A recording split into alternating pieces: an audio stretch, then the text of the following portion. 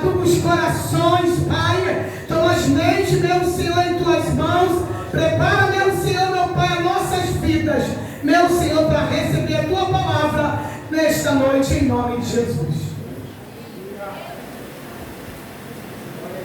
Deus maravilhoso, aleluia. Oh, aleluia. Deus.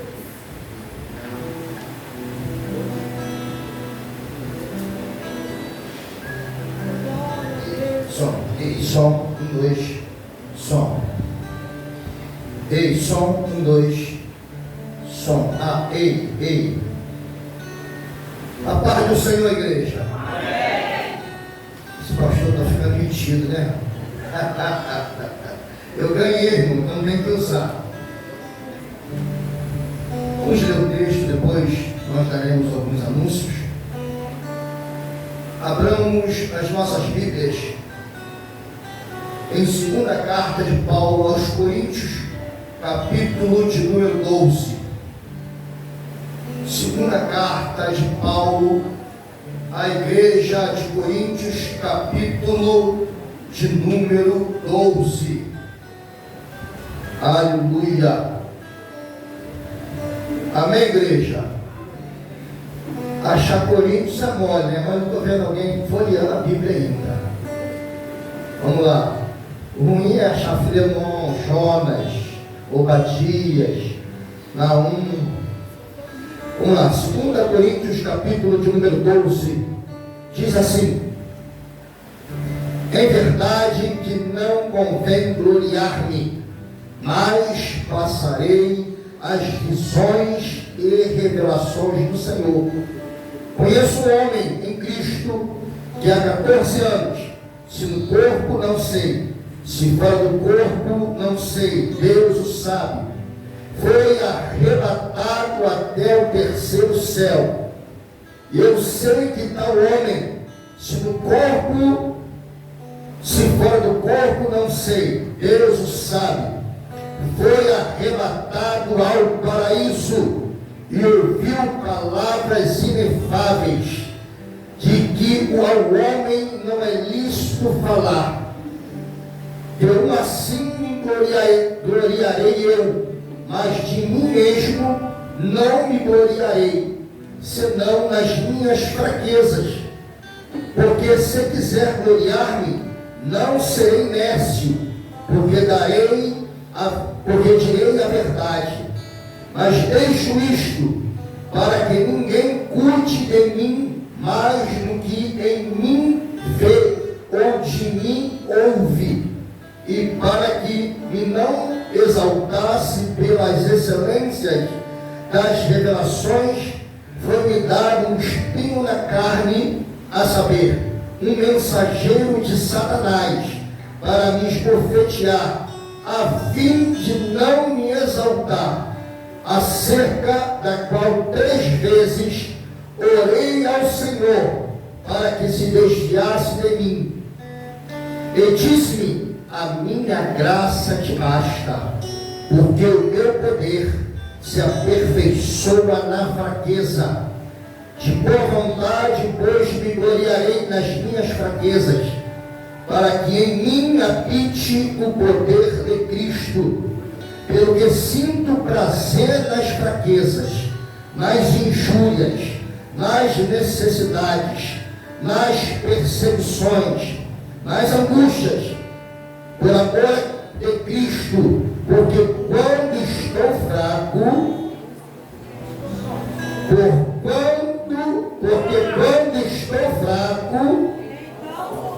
cadê a igreja? Porque quando estou fraco, tome o seu assento.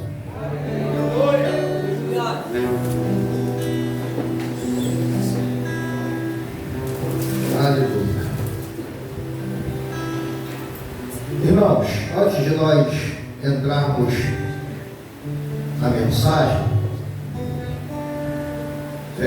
nós temos no dia 25 do mês de julho um encontro de casais. Estaremos realizando este encontro de casais. O investimento deste encontro é R$100. Procure a pastora Carmen e dê o seu nome e pague os R$100. Amém, igreja?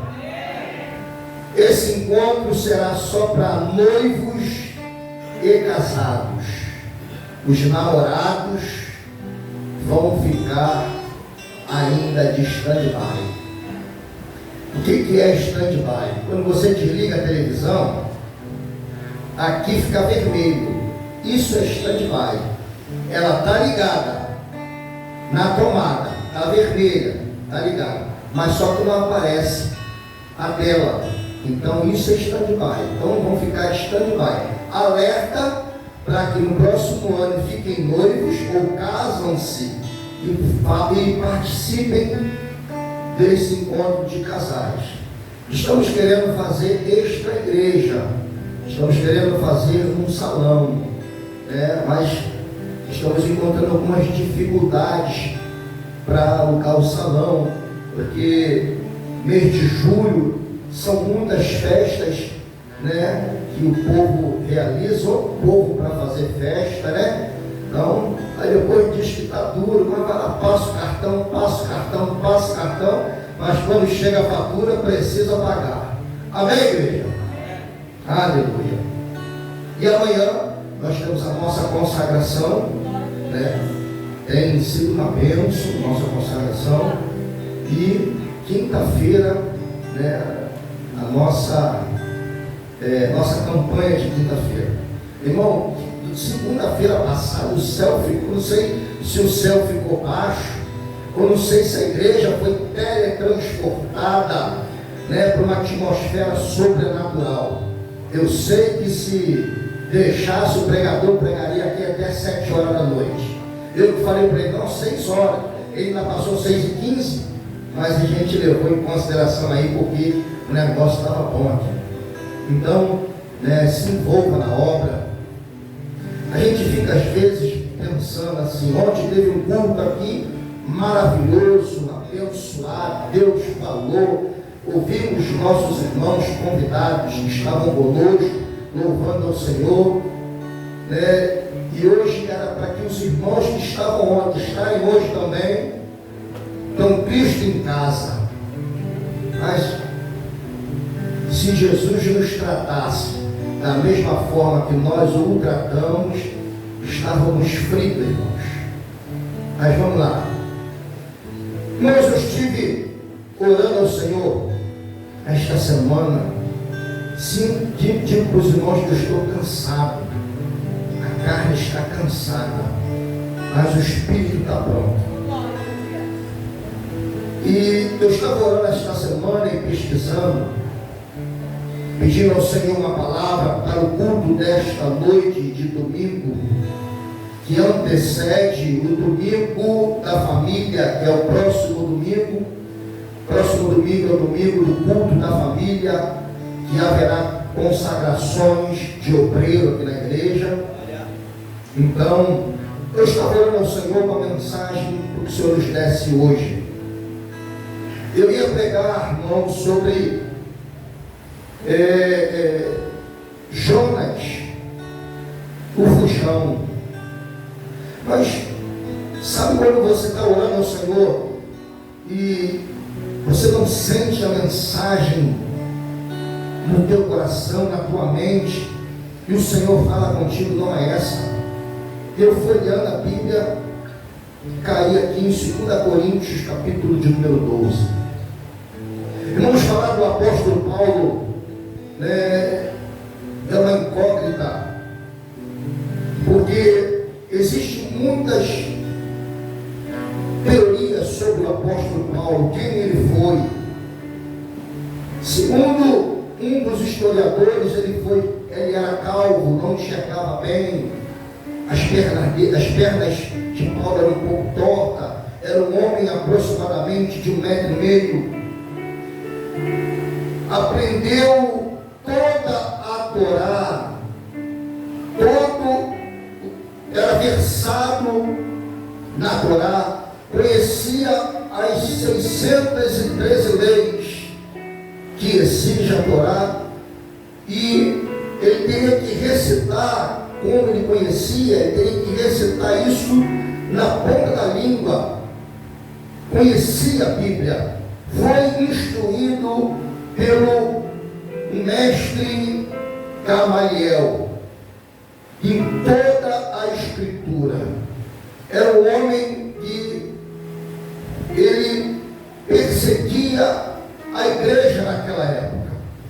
Era um homem que pegava os crentes, dizendo assim, e botava no cárcere, matava. Mas era um homem em que o Eterno, da lá da sua glória, olhava para a terra e via ele fazendo tantas maldades, mas dizia: esse aí é que eu quero, que tem coragem, que eu quero para que seja um homem que leve o meu nome a reis e a todos na terra.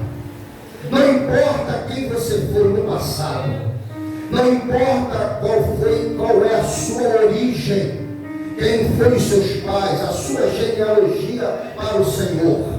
Existem exemplos na Bíblia de homens que pais eram pagãos, e seus filhos, quando se converteram, eles fizeram totalmente ao contrário do que os seus pais fizeram na época. E em vez de eles adorarem a Baal, eles passaram a adorar a Yahvé, Yeshua HaMashiach, Jesus Cristo de Nazaré. Então, quem sabe alguém pode hoje te condenar pela vida que você levava antes. Por exemplo, se alguém perguntar para você assim: você conhece o NEM?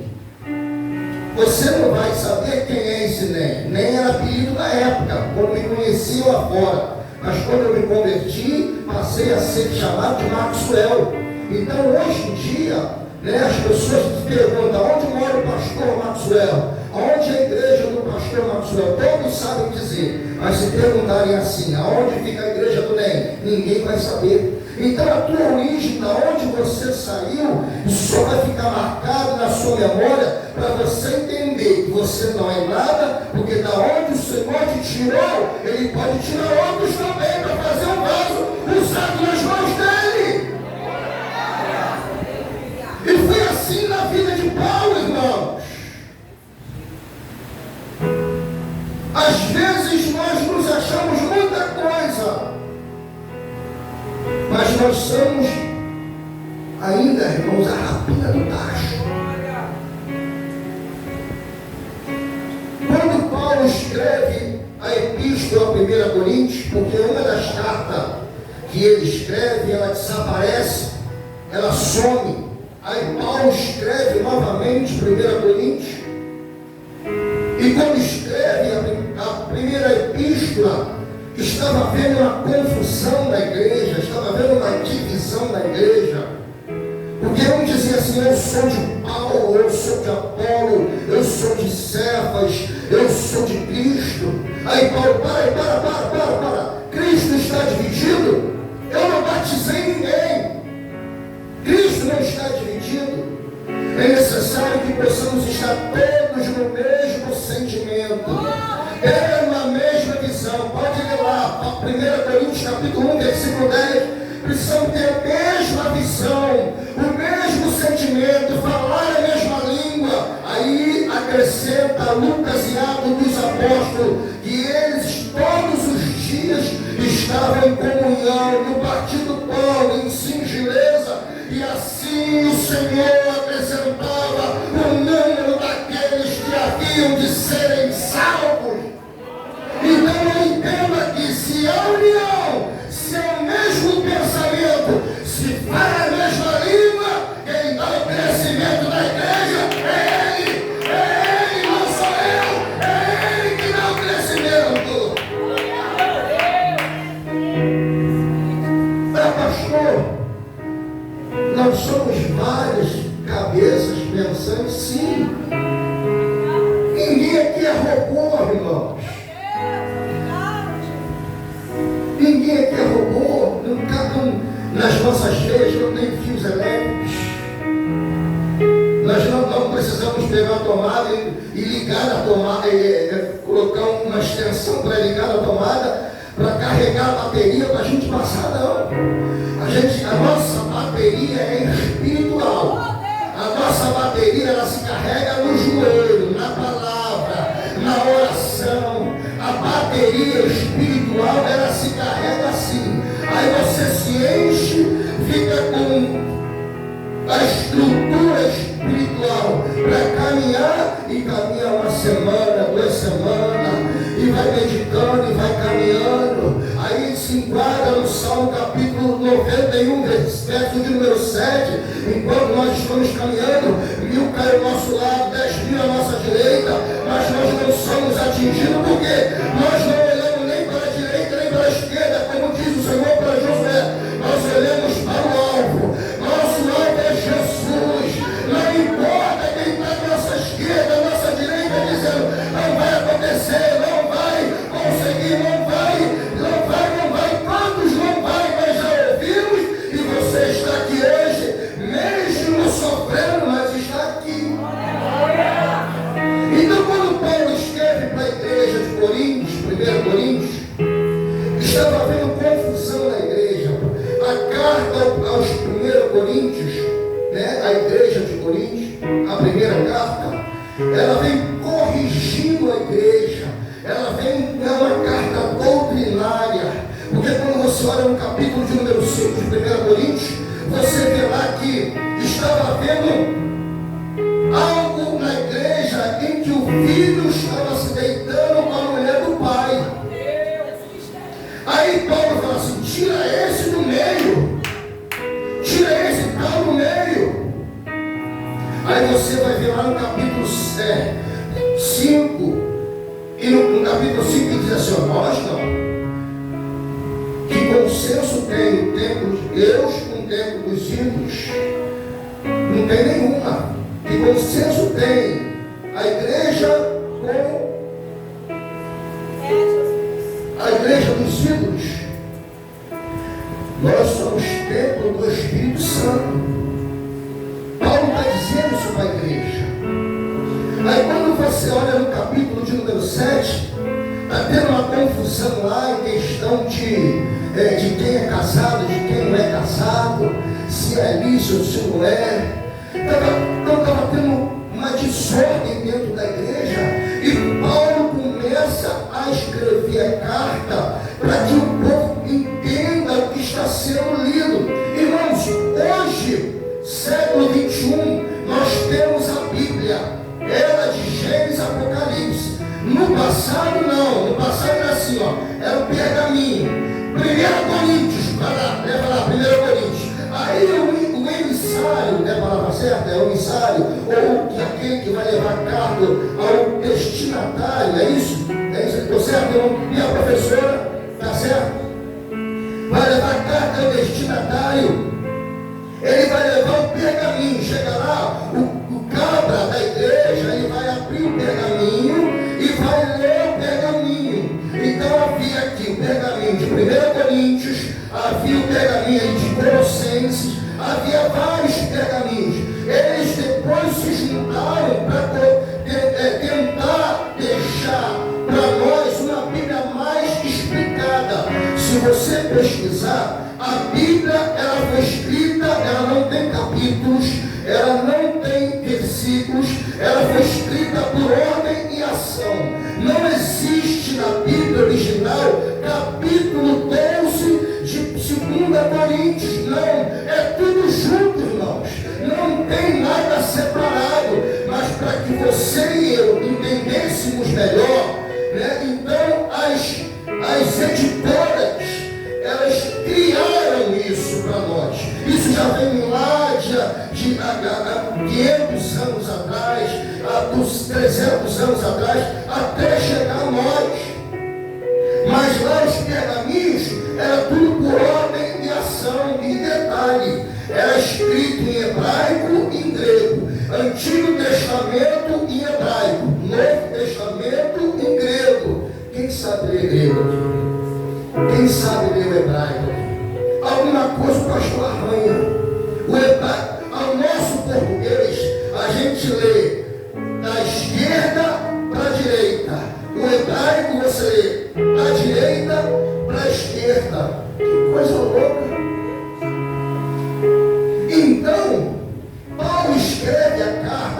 1 Coríntios, para a igreja de Coríntios.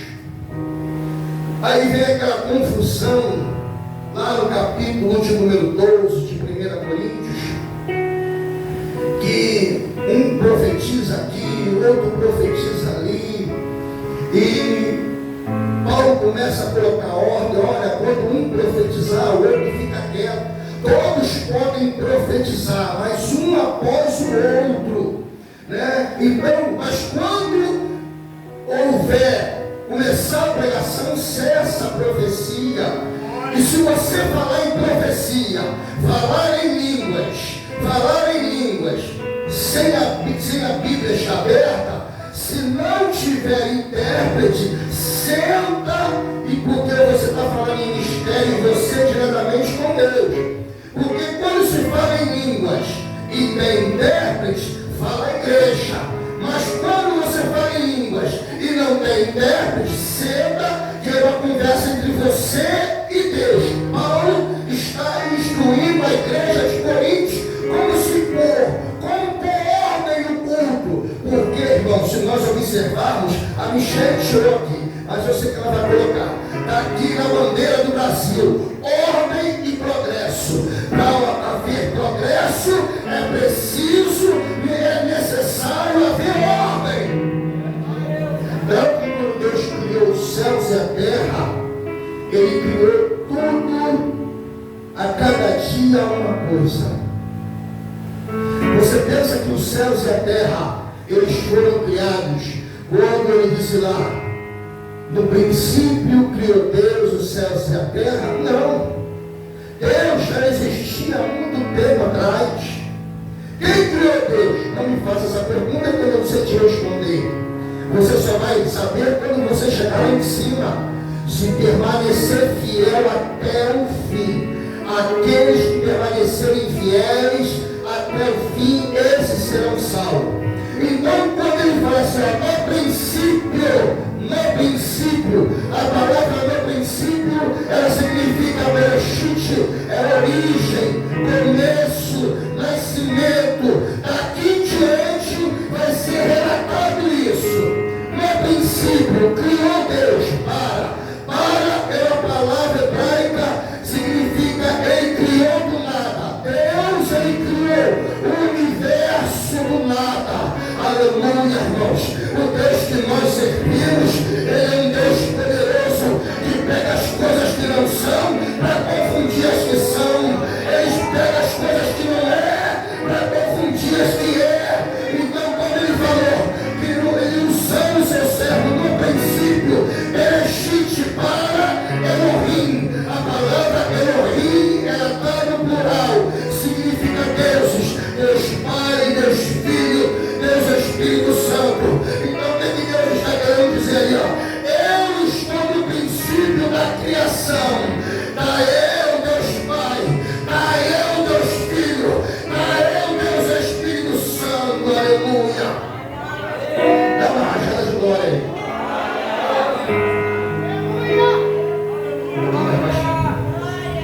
Aí você me pergunta assim, pastor, você me prova isso? Que Jesus estava no primeiro versículo da Bíblia? Sim. 1 João, ou melhor, Evangelho de João, capítulo 1, versículo 1. No princípio era o Verbo, e o Verbo estava com Deus, e o Verbo era Deus. A palavra verbo ali, no original, é logos. Logos é a palavra estava no princípio. João estava tendo a revelação do céu para dizer, olha, no princípio era Jesus, e Jesus estava com Deus, e Jesus era Deus. Aleluia! Irmãos, eu estou dando uma aula para você teológica nessa noite, para a introdução da mensagem. Então entenda isso. Então Jesus, ele estava no princípio da criação. O Espírito Santo, ele estava no princípio da criação. Deus Pai estava no princípio da criação. Então quando fala, no princípio criou Deus, bereshit para Elohim, os céus e a terra. Aí ele planejou lá em cima e falou assim, Pai, Filho e Espírito Santo, vamos colocar em prática? Vamos criar os céus e a terra. Criou os céus e a terra. No livro de Isaías, o profeta Isaías diz que Deus não criou o caos. Deus, ele não criou o caos. Deus, ele criou a terra perfeita. Deus, ele criou a terra perfeita. Só que do versículo 1 para o versículo 2 de Gênesis capítulo 1, passa-se milhões de anos, passa-se vários anos. Aí no capítulo 1, você pode às vezes ver na televisão, encontraram fósseis que dá o nome lá de um tiranossauro Rex. É quando viveu lá no princípio do céu, que criou Deus os céus e a terra. Viveu lá, você não viu, mas ele estava lá.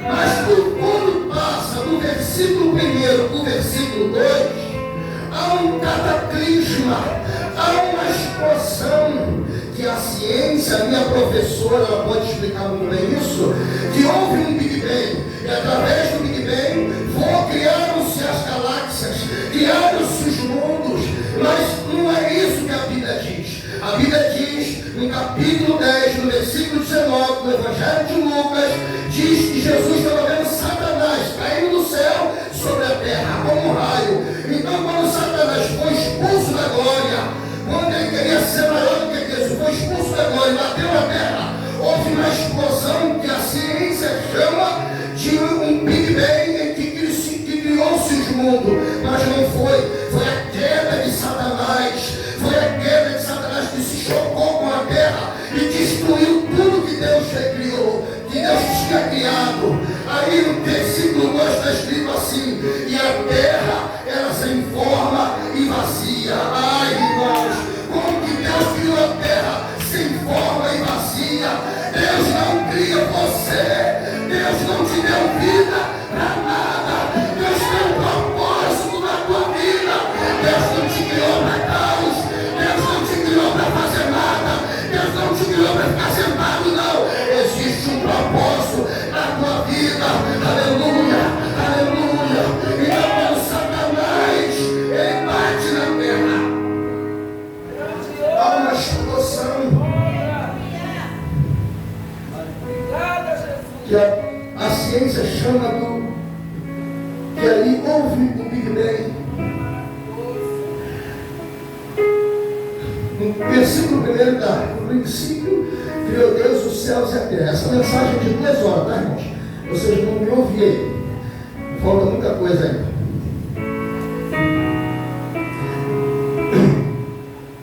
Estou só na introdução. No princípio criou Deus os céus e a terra. Deus criou tudo perfeito. Aí no versículo 2 está: e a terra era sem forma e vazia. Abra a sua Bíblia lá em Gênesis capítulo 1, versículo 2.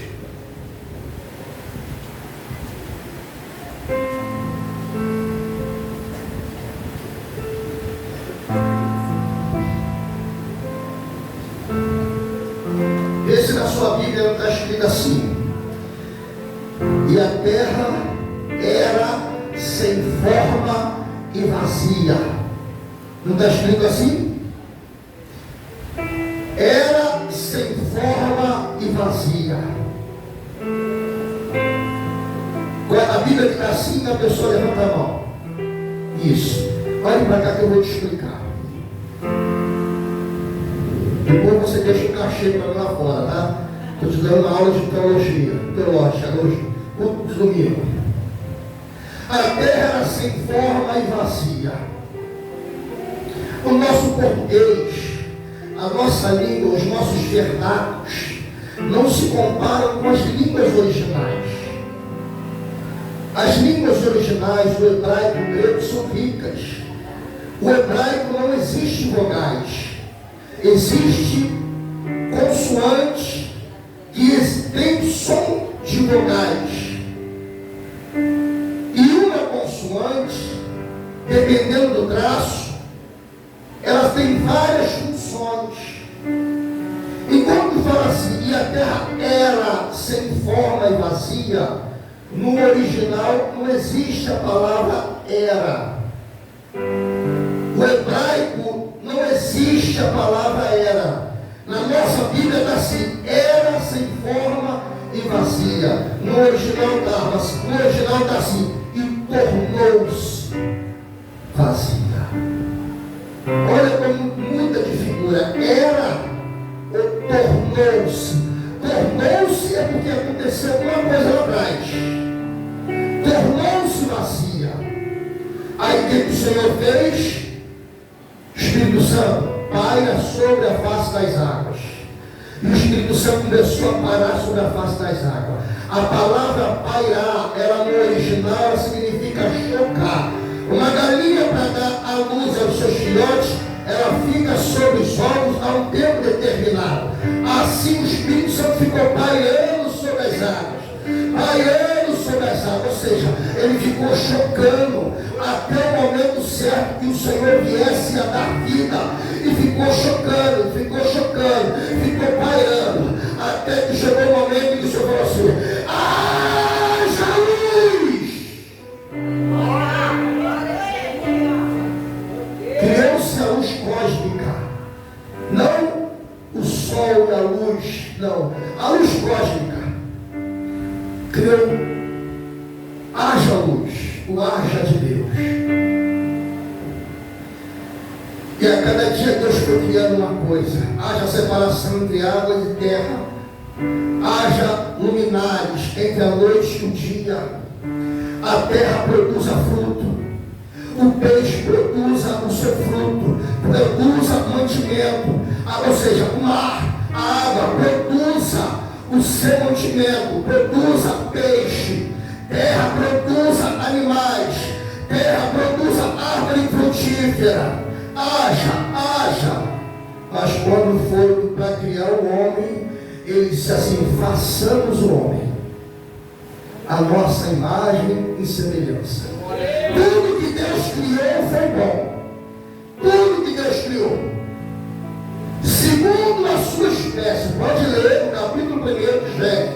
Tudo que Deus criou foi bom segundo a sua espécie.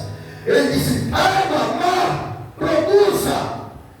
Depois que produziu pela palavra. Por isso que a sua palavra tem poder. Você tem autoridade para abençoar e para amaldiçoar.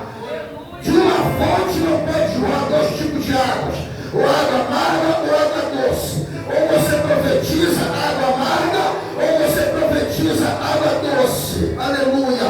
O que você tem profetizado? E o Senhor diz: haja segundo a sua espécie.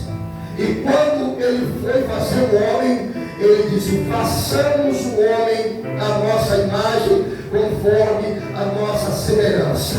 Olha para o irmão que está do seu lado. Olha para ele como ele é bonito, como ele é bonita. Ele é a imagem do Deus todo Criador. Aleluia. Olha para cá. Porque a palavra imagem na Bíblia, no original, ela significa xerox, ela significa cópia. Então, criou Deus e façamos o homem a nossa imagem. Deus olhou para Deus Pai, para Deus Filho, para Deus Espírito Santo e disse assim: vamos criar alguém semelhante a nós, alguém que seja a nossa cara, alguém que seja a nossa xerox. Então vamos criar a imagem, vamos criar a nossa imagem. A palavra imagem significa xerox. Você é a xerox de Deus. Você é a cópia de Deus na terra, para você representar Deus aqui. Mas interessante, olhe para cá, que me chama a atenção, que quando eles se reuniram e disseram assim: façamos o homem. A palavra façamos vem do verbo fazer. Fazer de algo existente. Você lembra que eu falei de para que criou do nada? O Senhor criou a terra do nada. Então, quando ele falou assim: façamos o homem, a palavra fazer vem do verbo fazer. O verbo fazer no original é criar do nada. Deus criou o homem no pó da terra, que não existia, que era para na época. Não existia. Então houve o para, criou a terra, o Senhor fez o homem do pó da terra. Diz para o irmão: você é pó. Agora eu vou entrar na mensagem. Você é pó porque você se exalta. Porque você pensa que você é mais do teu irmão.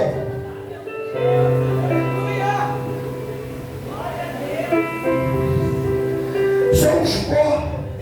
A ciência comprova que a mesma substância química que existe no solo é a mesma que está em nosso corpo. E o próprio Senhor, o sábio Salomão, ele disse: quando nós morremos, segue-se o juízo, lá em Hebreus. Mas Salomão diz assim: olha, o corpo volta para o pó, porque do pó foi formado. O espírito volta a Deus, que foi ele que deu. A alma é que vai dar conta. Para onde vai a tua alma? Aí Jesus, numa certa feita, diz assim: o homem ele pode ganhar o mundo inteiro, mas perder a sua alma. Eu posso ter dinheiro, mas se eu não tiver Jesus, eu perco a minha alma. Somos pó, somos cinza. O Senhor pegou o pó, desceu lá no rio, pegou a argila, misturou, fez o boneco, soprou nele, nas narinas, o fôlego de vida, passou a ser alma vivente. Alma vivente diz assim: domine sobre a terra, sobre os peixes do mar. Diz a ordem para o homem do Éden, foi dominar. Mas o homem perdeu isso por causa do pecado e tem sido dominado pelo pecado. Parece que o pecado é vitamina na vida do crente.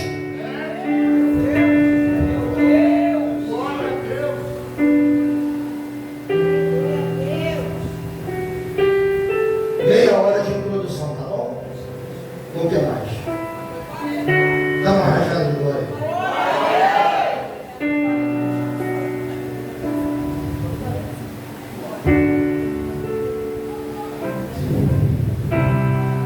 Agora o negócio vai apertar.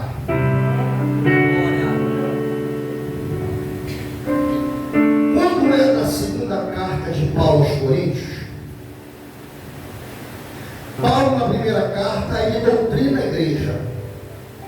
Na segunda carta, ele defende o seu apostolado. Paulo ele começa a defender o seu apostolado. Se você ler o capítulo 9, capítulo 10, capítulo 11, capítulo 12, você vai ver que havia alguns obreiros dentro da igreja de Corinto que estavam colocando o apostolado de Paulo em xeque, dizendo assim: quando ele está conosco, ele é uma coisa, mas quando ele está longe, ele é outra coisa. Ou seja, quando ele está conosco, ele tem uma face, ele tem uma cara, mas quando ele está longe, ele tem outra, ele tem duas caras. Eles estão querendo colocar o apostolado de Paulo em dúvida, em xeque, com a igreja. Alguém já passou por isso? Já passou por isso, missionário? Você, pastora? Você, pastor? Você, igreja? Alguém querendo deixar em dúvida a sua palavra? Aí você está dizendo, eu falei isso. Aí disseram assim na igreja: Paulo ele é carnudo. Paulo ele vive na carne.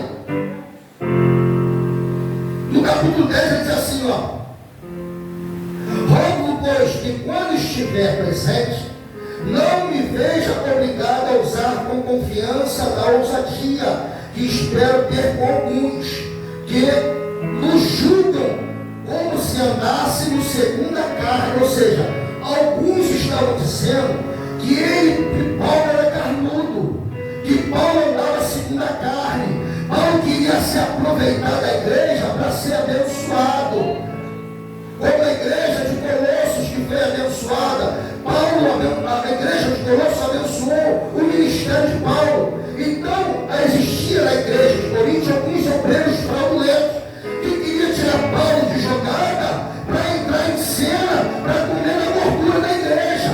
Aí Paulo fala assim, ó: porque andando na carne, não militamos segundo a carne. Você vive na vida da carne, você trabalha, você acorda pela manhã, você toma café, você almoça, você tem lanche da tarde, você janta, você faz a ceia da noite, depois come de madrugada, depois come a cola de madrugada, e vai bebendo. Você vive na carne, mas você não milita na carne. A nossa vida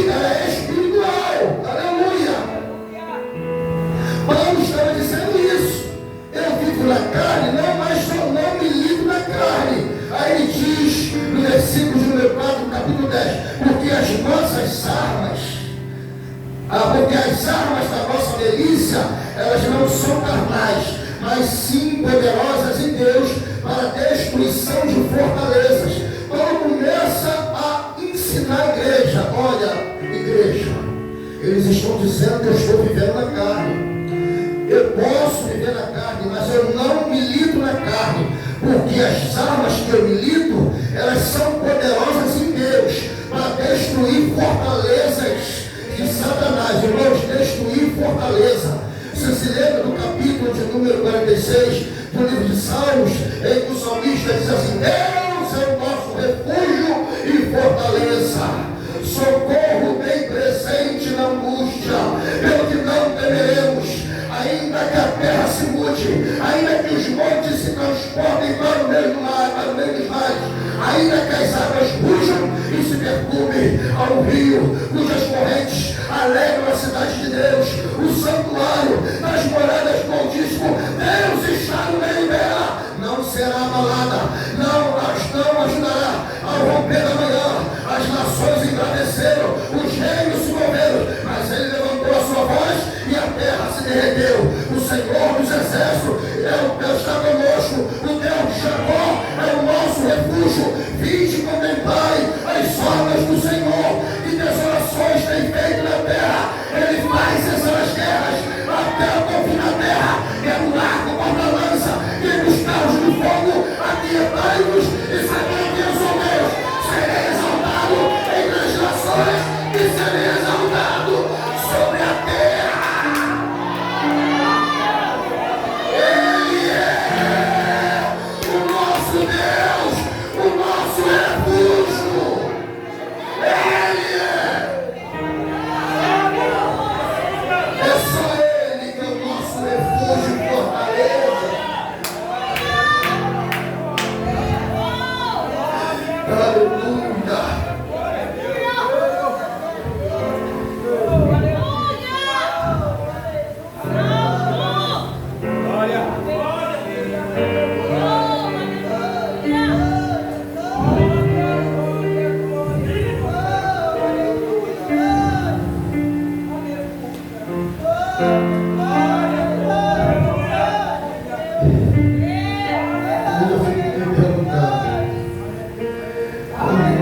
Pode largar Jesus, pode deixar Cristo.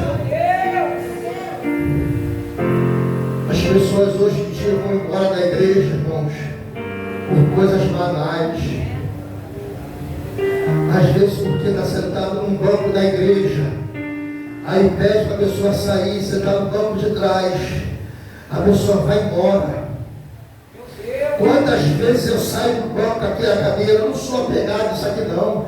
Quantas vezes eu sento ali perto do ministério, quantas vezes eu sento lá atrás.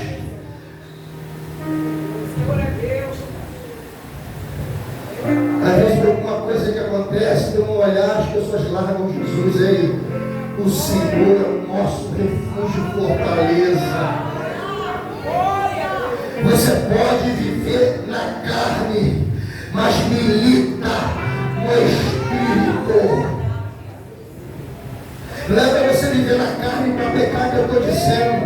É porque nós precisamos desse corpo, dessa matéria em que o Senhor formou. Você tem o seu nome gravado na palma da mão dele, diz o profeta Isaías.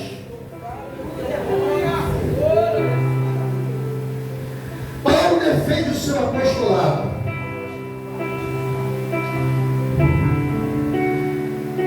Ele diz assim, é porque naquela época, os que chegaram, a igreja estava dando, vamos dizer assim, muita atenção para aquilo, muita visão, muita revelação.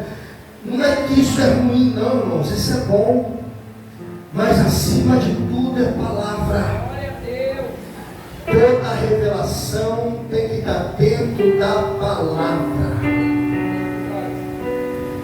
Deus me falou, então Deus tem que me falar também. Deus não é Deus de confusão. Aí Paulo começa: passarei as visões e revelações do Senhor.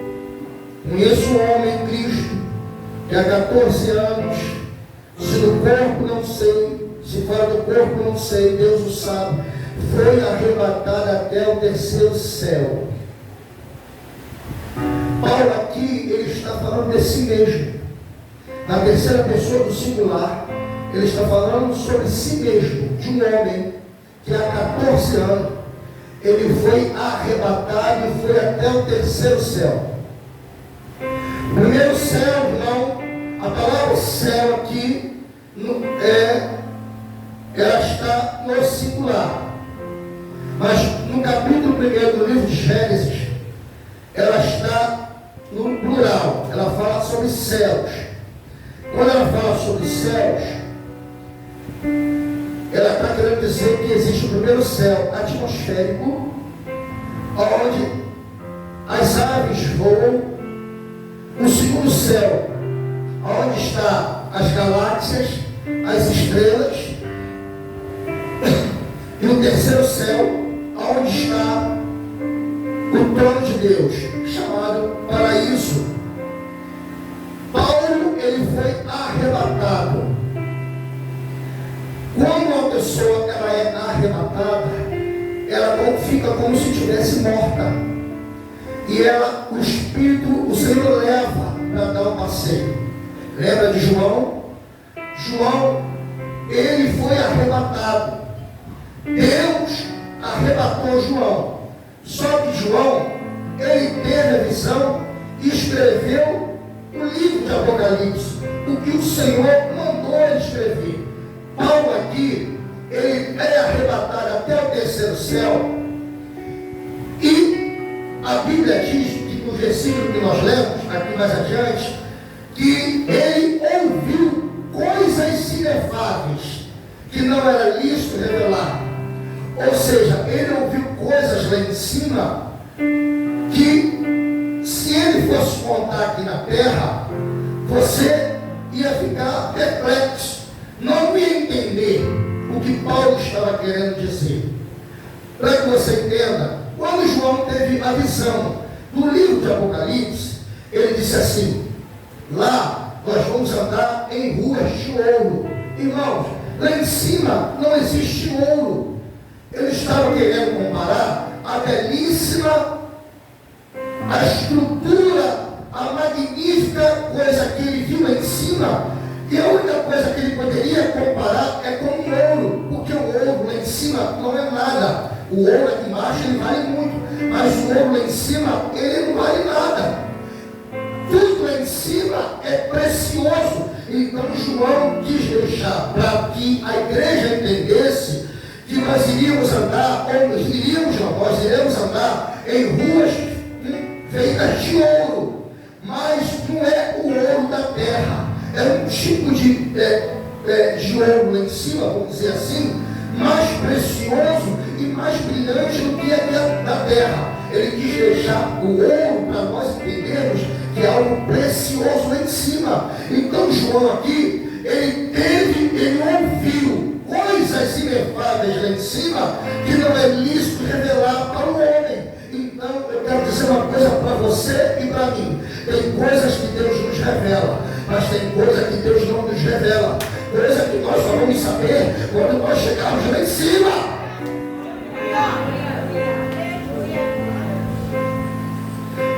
Versículo 4: foi arrebatado ao paraíso e ouviu palavras inefáveis, que é o homem não é lícito falar. Digo assim, eu me gloriarei, eu. Então Paulo estava dizendo dele mesmo, mas não estava falando que era ele. E estava falando, desse aí eu posso me gloriar. Que esse foi arrebatado, esse foi ao terceiro céu, esse tem testemunho para contar, esse tem vida com Deus, porque Deus não arrebata ninguém à toa. Deus não arrebata vaso sujo, Deus não usa vaso sujo. Para isso que Apocalipse João fala assim, ó: aquele que é santo, santifique-se mais, aquele que é sujo, suje-se mais. Há uma diferença, irmãos. Deus não vai usar qualquer um, não. Para isso que na igreja nós pagamos um preço, para que a igreja venha a ser abençoada, venha a ser avivada, as pessoas que passarem por essas portas sejam abençoadas, e quando elas forem abençoadas, é olharem e dizerem assim: é uma igreja séria, é um ministério sério, eu posso confiar, eu posso indicar alguém para ir lá. Então Paulo estava dizendo isso aqui: nesse aí eu posso gloriar.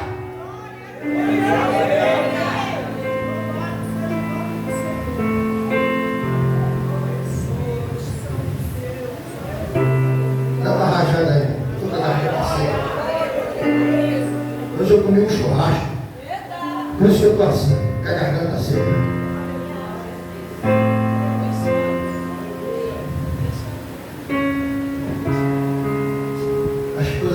Assim,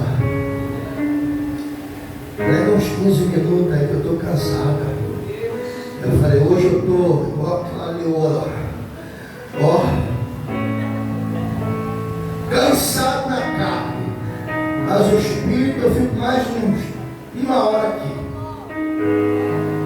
Se você tiver paciência para me ouvir. Só que quando chega no versículo 7, a sua pequenez. Somos homens de Deus, sim. Somos mulheres de Deus, sim. Não tem dúvida nenhuma. Só que nós precisamos entender a nossa pequenez perante o Senhor. Entendermos que nós somos um pouco assim, cri-cri. Porque Paulo diz assim, para que eu não me exaltasse pelas excelências das revelações, foi-me dado um espinho na carne, a saber, um mensageiro de Satanás, para me esbofetear, a fim de não me exaltar, e acerca do qual 3 vezes orei ao Senhor, para que se desviasse de mim. Cada um de nós temos um espinho na carne. Existem muitas especulações sobre o que era o espinho na carne de Paulo, mas ninguém chega a um denominador comum, assim, ou não, né? Ninguém chega a um objetivo, ninguém chega a dizer que era aquilo ali mesmo. Cada um de nós temos um espinho na carne. Porque tem época, irmãos, que nós nos consagramos muito e parece que nós somos o super-homem. Bota só a capa e botar o S aqui na frente. Super-homem. Mas o super-homem, ele não pode ficar perto da criptonita. E a criptonita enfraquece ele. E o espinho na carne do super-homem é a criptonita. Quando ele quer, não, deixa comigo. Aí chega alguém e aí fica fraco. Então cada um de nós temos um espinho na carne, para que a gente não fique soberbo, para que a gente não fique com o nariz de pé. Se lembra de Pedro? Quando Pedro estava dentro do barco, Pedro entendia de pesca, era versado em pesca, conhecia o mar, mas veio uma grande tempestade. De repente Jesus vem andando, e ele fala assim: Pedro, vem aqui, Pedro. E Pedro olhou: se é do mesmo, eu vou até aí, me manda aí até aí, o Senhor. Também, aí os que estavam de lado de Pedro, Pedro está maluco, rapaz? Como é que vai andar sobre as águas? Aí o Pedro: mestre, mandou eu ir lá. Intimidade. Aí Pedro veio, foi, em cima das águas. Aí olhou para ele assim, falei, não está dizendo isso a Bíblia. Estou fazendo uma encenação aqui. caminhando. Sou Pedro. Quando eu boto a mão, o demônio sai. Quando eu oro, eu vou falar conhecimento de causa. Eu não sei se chamar de praga não, né? Vou chamar de bênção. Teve um pastor uma vez que falou para mim assim: pastor, faz uma campanha na tua igreja lá, que eu vou lá. Toda pessoa que eu oro, já não gostei. Toda pessoa que eu oro, só é curada. Eu tenho o poder da cura.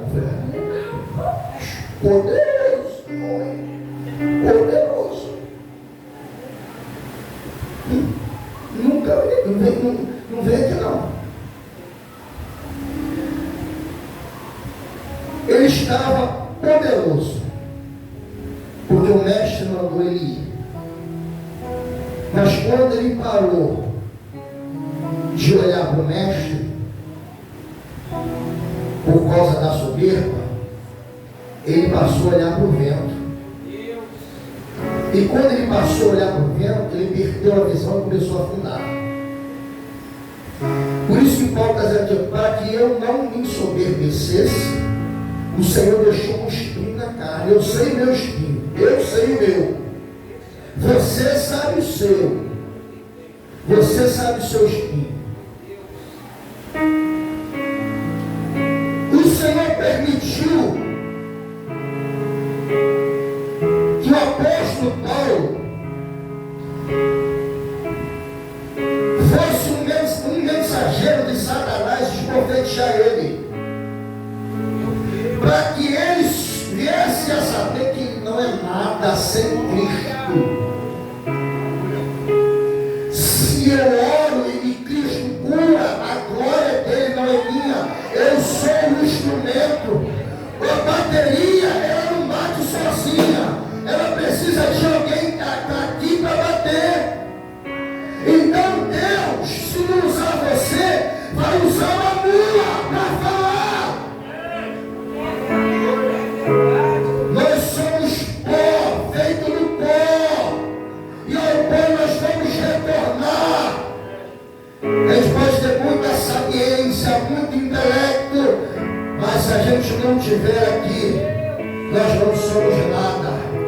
Então o Senhor falou para Paulo: Paulo, eu vou deixar um mensageiro de Satanás para esbofetear você, para você saber que você não é nada. Aí Paulo não entende. Paulo ora 3 vezes. E a gente fala assim: Senhor, eu não aceito isso. Mas é o espinho da carne que está apertando você.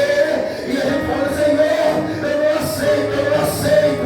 Eu não aceito. Aí quando não aceita, a gente fala, até que o Senhor responde: a minha graça te basta, cara.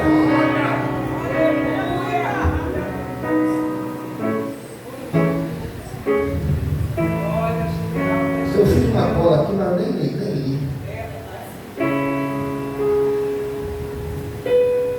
O Senhor responde: Paulo, a minha graça te basta. Você sabe que é graça, irmãos? É um favor imerecível. Nós não merecemos, mas pela misericórdia o Senhor nos abençoa. Vou dar um exemplo aqui. Não tem aquele filho que fica sempre ali no teu carro. Você fala: você é desobediente, você não merece nada. Você não, mas quando chega no aniversário dele, você faz o bolo. Você dá o presente, você dá o celular, você dá o relógio. Não merece pela tua ótica, mas com o coração de mãe e de pai você abençoa. Isso é graça imerecível. Nós pecamos todos os dias, somos ingratos todos os dias, mas o Senhor ainda permanece fiel. Ele está dizendo para a igreja: a minha graça te basta, igreja.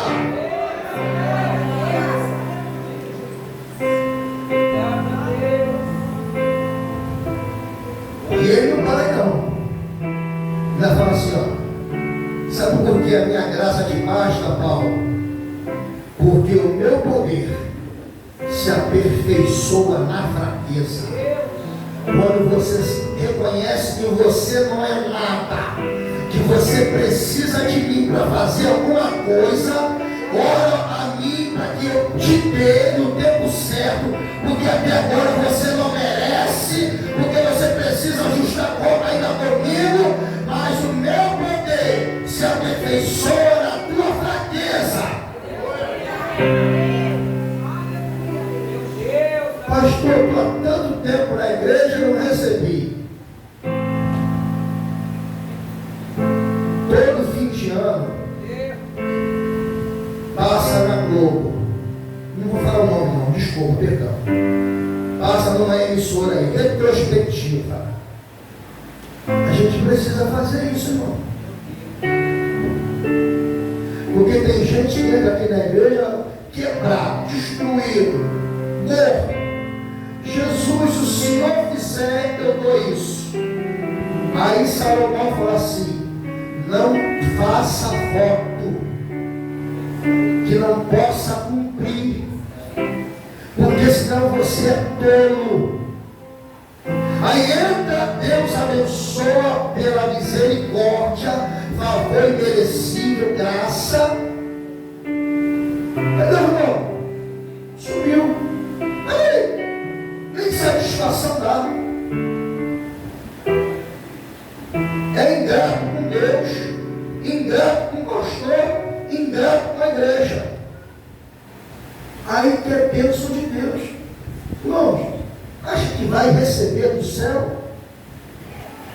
Aí quando entra aqui atribulado, aí você que tem a graça de Deus, ainda vai lá e abraça ele, abraça ela. Para ele saber que você é diferente. A graça de Deus repousa sobre a tua vida. Aí Paulo fala assim: de boa vontade, pois me gloriarei nas minhas fraquezas, para que em mim habite o poder de Cristo. Se glorie na tua fraqueza. Senhor, eu dependo do Senhor, eu necessito do Senhor. Tem pessoas que dizem assim, vem cá, pastor.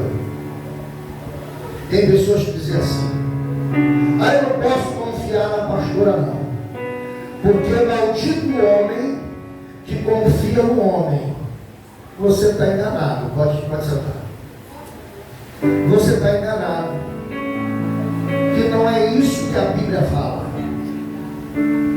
Maldito é o homem que confia no homem, no seu braço forte. Eu posso, eu vou fazer, eu estou aqui.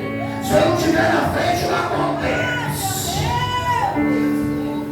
Se eu não pregar um batismo com o Espírito Santo, ninguém vem à frente. Eita! Quando alguém sobe aqui, mesmo que fale alguma palavra nos vernáculos errada, mas é Deus falando. Deus fala daqui de cima para a igreja. E você, igreja, que sai daqui dizendo: eu não gostei da palavra, eu obedeceu, porque a palavra não é para te agradar, a palavra é para confrontar você, para você posicionar-se perante a Ele.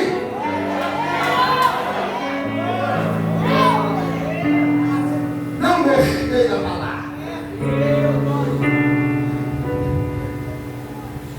Do pastor até o Senhor me conservar em vida é chumbo grosso. É aquela ponto 50.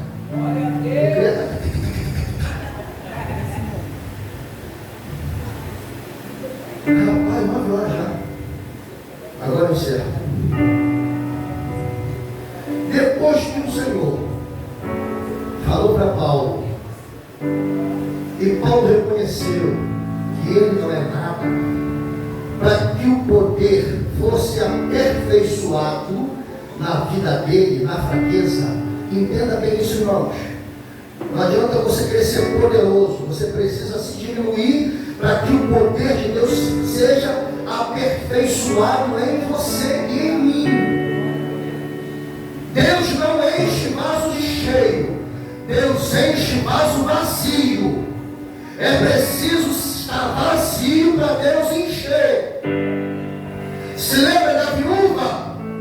O credor ia levar os seus 2 filhos, e o profeta falou para ela: o que tu tem em casa? Eu tenho uma botija de azeite.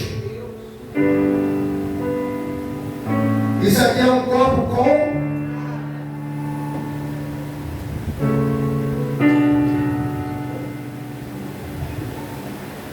isso aqui é um copo. É um copo. Não é um copo? Esse aqui é um copo com? Esse aqui é um? Ela disse: eu tenho uma botija de. Ela não disse: eu tenho uma botija com azeite. Pode ler o texto lá. Ela disse: eu tenho uma botija de azeite. Eu tenho uma botija aqui, ó, de azeite, mas está vazia. Aí o que o profeta falou? Vai, pede vasilhas emprestadas aos seus vizinhos, entra na tua casa, tu e teus filhos, oração de família, igreja começa dentro de casa, começou no quarto, fecha a porta e ora, você e seus filhos lá. Aí ela pegou a botija vazia, de azeite, e quem fez o milagre foi o Senhor. Ó.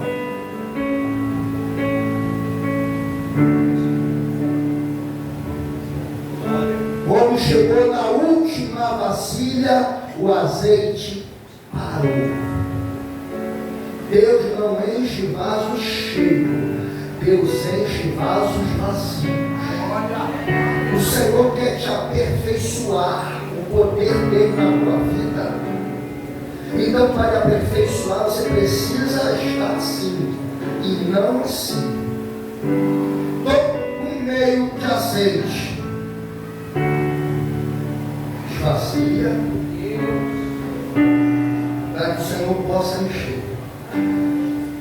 Quando Paulo reconheceu isso, que o poder do Senhor se aperfeiçoa na fraqueza, aí, irmãos, o poder se aperfeiçoou na fraqueza, aí você fica com cara de leão, não com cara de gatinho. Cara de gatinho hoje não deu para ver, né? Não é cara de gatinho, cara de leão. Eu brinco com ele, está com cara de gatinho, cara de leão. Aí ele vai, cara de leão. Aí fica com cara de leão, doido para pegar o focinho do Satanás e esfregar na esquina. Aí diz assim, ó: então, já que o poder de Deus se aperfeiçoa na fraqueza, pelo que sinto prazer nas fraquezas. Paulo fala isso. Nas injúrias, nas necessidades, nas perseguições, nas angústias, por amor de Cristo, porque quando estou fraco, eu sou forte. Você só vai entender: pastor, estão me perseguindo. Aí, tomara que dobre, que triplique, quadruplique, para que você entenda, irmãos. A Bíblia não é um mistério, é preciso você ter a revelação para entendê-la. Não é você ler a palavra, é você meditar. O Senhor não falou para Josué: medita na minha lei, dia e noite. Bem-aventurado o varão que não anda segundo o conselho dos ímpios, nem se detém no caminho dos pecadores, nem se assenta na roda dos escarnecedores. Antes o seu prazer está na lei do Senhor, e na sua lei medita dia e medita de noite. Eu vou ler a palavra. A Bíblia não é um livro qualquer, a Bíblia é um livro espiritual. Você precisa ler, você precisa meditar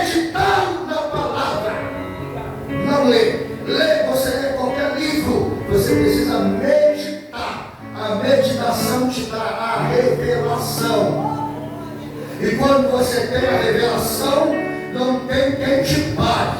Você pode ouvir conversas à esquerda, conversas à direita, mas você está firme. Pode vir perseguições, pode vir necessidades, pode vir afrontas. Aleluia. Mas quando eu estou fraco, então sou forte. Porque a afronta você não revida. Quando você revida, você não aprendeu. Tem que voltar para o beabá lá atrás. Eu estudei nessa escola aqui. Quantas vezes eu repeti a quinta série? Não é porque o pastor era burro, não, irmão. Era bagunça. Era bagunça. Aí a professora estava me punindo, vou te dar um zero, vou dar. Aí chegava em casa, apanhava. Mas quando eu entendi que quando eu saía daqui, mamãe chegava em casa e ficava chorando, Senhor, mais um ano, Senhor,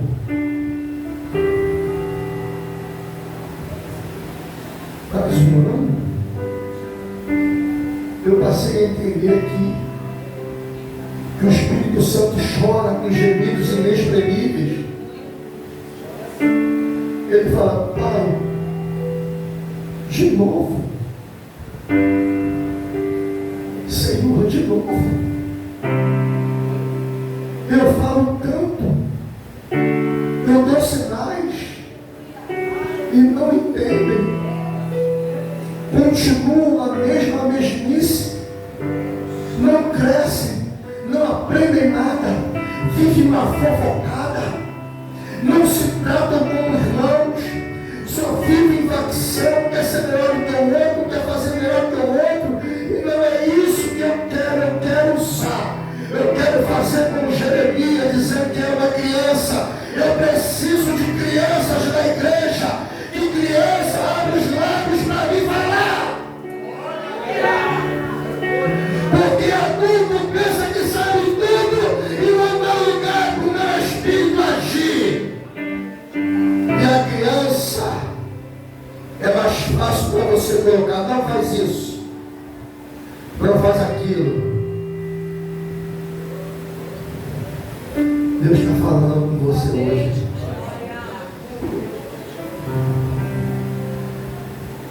Sinta prazer nas perseguições. Todas as vezes que nós estamos toda a prova, estou pensando, estou sendo perseguido, estou sendo caluniado, estou sendo esliado. A gente está dando crédito para Satanás. E não é isso que o Senhor quer. Aprenda isso. Não é isso que Deus quer. O Senhor fala aqui, em tudo dá graças. Não é em tudo reclama, não. O teu marido em casa vai te injuriar, serve um pratinho para ele, laça a golossema para ele, sirva para ele, sirva o seu filho.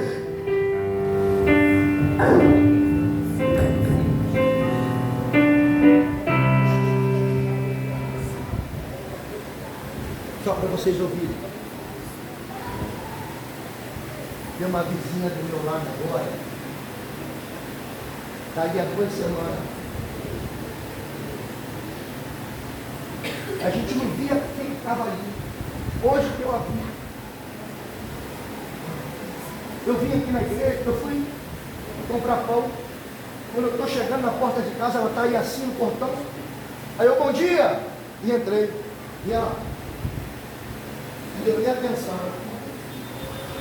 Aí lá atrás, eu falei, vamos fazer um churrasco. Aí a gente está fazendo um churrasco. Aí ela do lado assim pegou um balde de entrada e tchá! E tchá! E tchá! Aí eu falei assim, e saiu, já sei quem é. Ele está querendo isso uma confusão. Aí daqui a pouco ela foi lá, pegou as roupas da corda, pum, voltou lá. Aí eu falei assim, é ele. Se fosse hoje, será satisfação. Não é isso que Deus quer, não. Não é isso, não. Glória a Deus, aleluia. Tem pessoas que a gente ganha por ações. Tem pessoas que a gente ganha por ações. E eu creio que um dia ela vai entrar aqui. Cara, assim te vê lá. Eu falei, ih, rapaz, ele é bravo. Mas, tanto não. Ficamos ali. Ela trancou tudo. Não sei como conseguiu ficar trancado de casa. A graça do Senhor baixa. O poder dele se aperfeiçoa na minha fraqueza. Ele pensa que está ganhando. Na realidade, o Senhor já está trabalhando. A resposta branda, ela acalma o fluor. Deus está falando para alguém aqui nessa noite. Não revide.